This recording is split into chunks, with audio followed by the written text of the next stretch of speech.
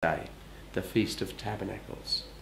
The Feast of Passover celebrates the Exodus, and for us too, we Christianize that, and that our Exodus is through Jesus. We're liberated through the death and resurrection of Jesus. The Feast of Pentecost at the time of Jesus, there's a certain amount of evidence that attached to that Feast of Pentecost at the time of Jesus was a celebration, a remembrance of the giving of the law on Mount Sinai, which is fantastic because when we celebrate Pentecost, we celebrate the new law, no longer written on tablets of stone, but written in our hearts, and it's the Holy Spirit given to us. So the Feast of Pentecost for us celebrates the interior law written in our hearts by the Holy Spirit given to us. And finally, the Feast of Tabernacles. The tabernacles, so in some way it celebrated light. And so for us, we use a little bit of that feast for our third great feast, Christmas, when God's tabernacle, God's dwelling, comes to live in Jesus. Jesus becomes the place where we meet God. So there are those three feasts that are mentioned there, which are very significant for us. Now we'll move on to the third part of our time, and that's just a word about those last chapters, which are very boring again. They're the description of the building of the sanctuary of the temple, but we know the spirit behind it. The spirit behind it is that because the Jewish people really want to honour God and want to be His people, they give of their love, their energy, their devotion to building this temple. So we see them actually building it, which is very beautiful. It's almost as though they're in exile, and probably they are in exile when this is finally written down, so they hope to rebuild this temple as God wishes it, as best as they can, when they get back to the Holy Land, the Promised Land, after their exile in Babylon. In a sense, it's God's people preparing a place for God to come and live among us, with all the love and care, attention to detail that they can.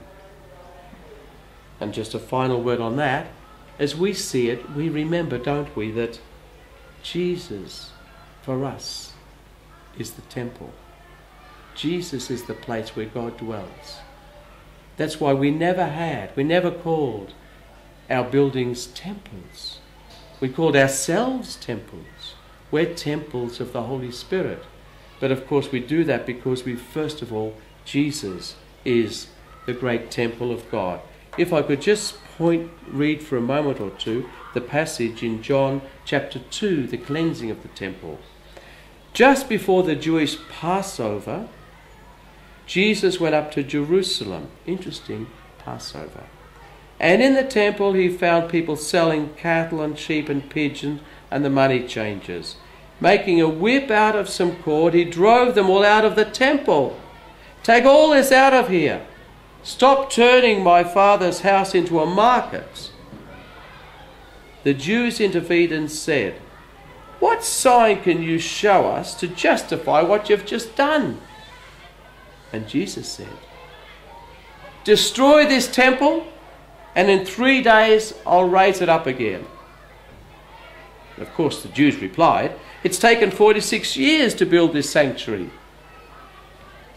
When Herod the Great began it, are you going to raise it up in 3 days? But of course, he was speaking of the sanctuary that was his body. And when Jesus rose from the dead, the disciples remembered this. So we don't have a need of a temple. We have Jesus. And in fact, each of us is the temple of the Spirit of God. And just to conclude, part 4 now, we're going to talk about what sort of God is Yahweh.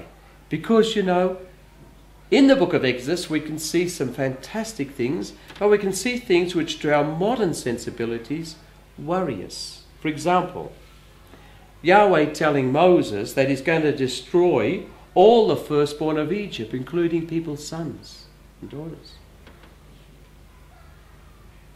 When the Egyptians are finally routed at the Red Sea, it says, Yahweh is a warrior. The chariots of Pharaoh he hurled into the sea. And we sing that triumphantly, gloriously. They're all gone, the Egyptians. They're dead. I wonder how the Egyptian Christians sing that.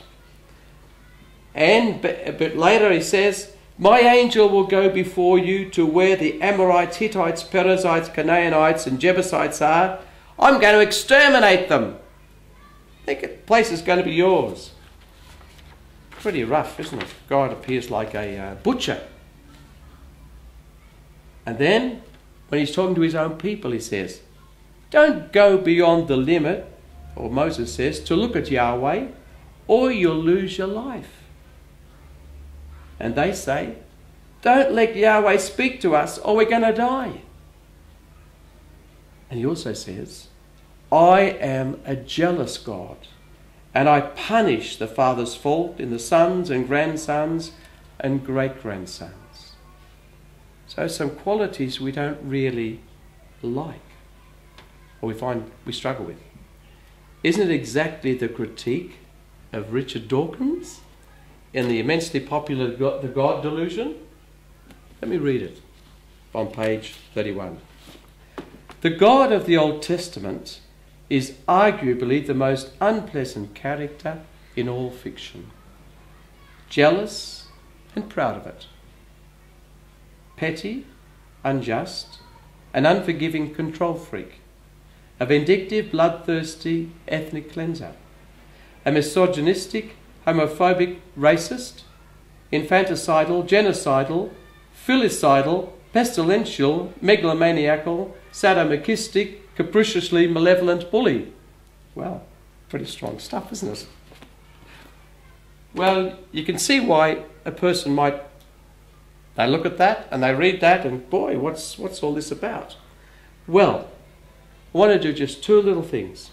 Now, first thing is to say, let's listen to some of the beautiful things about God that we learn. Then I'm going to say, how come this other side is there? So what are some of the beautiful things God says? Listen to this from Exodus 6. I've heard the groaning of the sons of Israel. I've remembered my covenant. So say this to the sons of Israel. I'm Yahweh, I'm going to free you of the burdens which the Egyptians have laid upon you. I'll release you from slavery. I'll adopt you as my own people. And I'll be your God. So for a downtrodden people, that is the best of news, the most extraordinary news. We're going to be liberated. And we're going to have this extraordinary God to watch over us. You yourselves have seen what I did to the Egyptians, how I carried you on eagle's wings and brought you to myself. You are my very own. Something very beautiful, poetic, and lovely about that as we listen to that. Don't be afraid. God has come to test you so that you will fear him. Being always in your mind, may you keep from sinning. It's a little bit of an explanation there of fear.